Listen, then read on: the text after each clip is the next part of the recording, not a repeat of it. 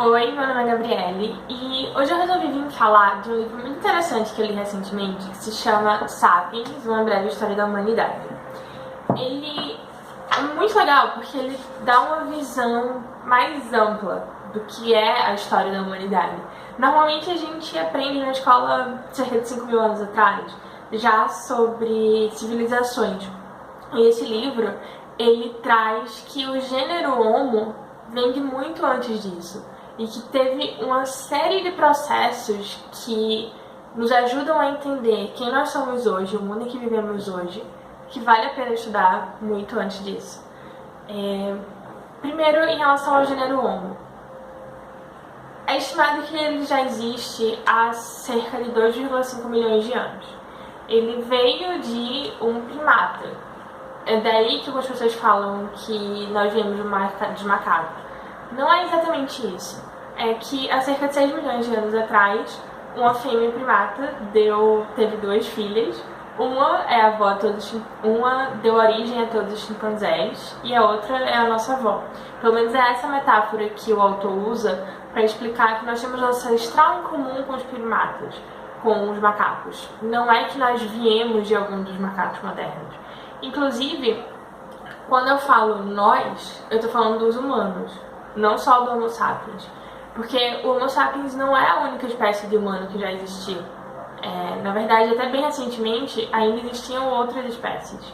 O gênero Homo surgiu na África, deu origem a diversas outras espécies. Os neandertais, a maioria das pessoas conhecem, mas também deu o Homo florensis, o Homo ergatus, diversas espécies, porque é uma questão de evolução. Vai se separando, vai tendo condições diferentes, vai crescendo, surgindo outras espécies.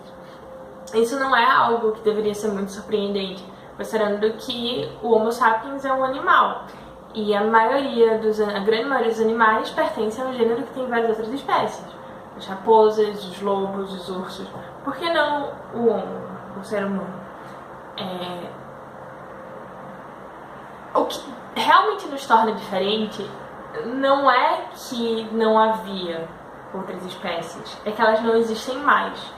E no livro o autor mostra evidências que elas não existem mais por causa do Sapiens. Que o Sapiens provavelmente, seja por competição por recursos, seja por genocídio direto, exterminou as outras espécies. E isso é especialmente visível quando você olha, por exemplo, para a Ilha de Flores, onde tinha um gênero de Homo. E quando o Homo sapiens chegou lá, pouco tempo depois, essa espécie foi extinta. Uma espécie que tem sobrevivido muitos milhares de anos sem nenhum grande dano aparente. Pouco depois que o sapiens chega, é extinta. É impossível não correlacionar.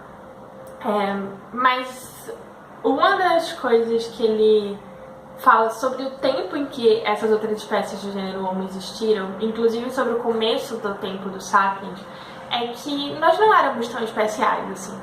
Hoje em dia o ser humano está basicamente no topo da cadeia. Ele modela a maior parte do mundo de acordo com seus desejos e necessidades.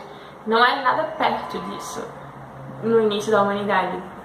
Certo, você tinha alguns diferenciais, como andar ereto e deixar o braço livre para outras coisas, ter um cérebro maior, tanto em volume, comparado com o tamanho do humano, quanto em quantidade de energia consumida.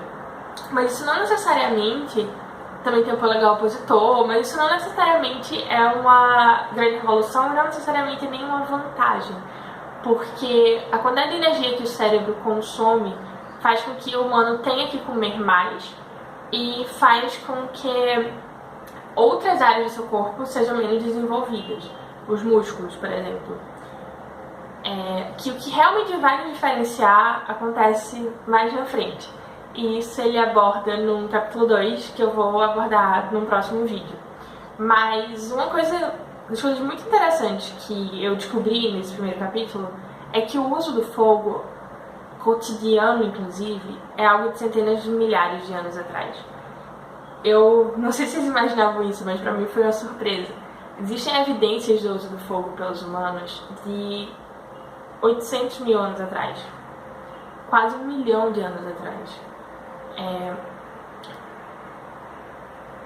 E o uso cotidiano, em que dá pra perceber que os seres humanos conseguiam criar, fazer o fogo e usavam ele com regularidade para espantar predadores, para manter para se manter aquecido, para cozinhar, que é algo que foi muito importante porque facilitava a digestão, permitindo tempo e energia para outras coisas, e também ampliava a gama de alimentos que nós podíamos consumir.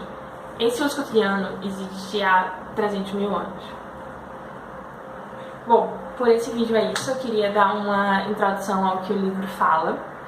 Ele tem também uma tabela muito interessante com uma cronologia de alguns eventos, como o Big Bang, como o surgimento do planeta Terra e o surgimento da primeira vida na Terra. E ele relaciona isso com algumas matérias, como na hora do Big Bang surge matéria e energia, então é o surgimento da física. Também surgem átomos e moléculas, é o surgimento da química. Na hora que surgiram os organismos na Terra, cerca de 3,8 bilhões de anos atrás, é o começo da biologia. E ele relaciona o começo da história, que é a principal matéria que ele trata no livro, com a revolução cognitiva, há cerca de 70 mil anos atrás, que é o que realmente revolucionou o local do Homo sapiens no ecossistema, e é o que eu vou falar no